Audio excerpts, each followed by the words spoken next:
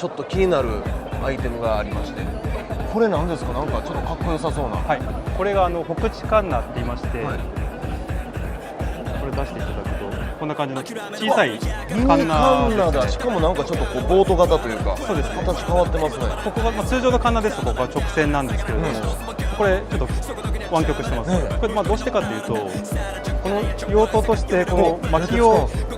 こう削ります。そうするとこんな感じで削りカスが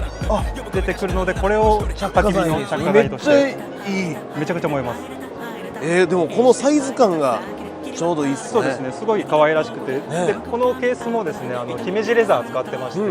すごい使い込んでいくとだんだんこう色味が出てくるので、すごいですね。部屋に飾っておいてもすなんか可ごい可愛い愛いですね。はい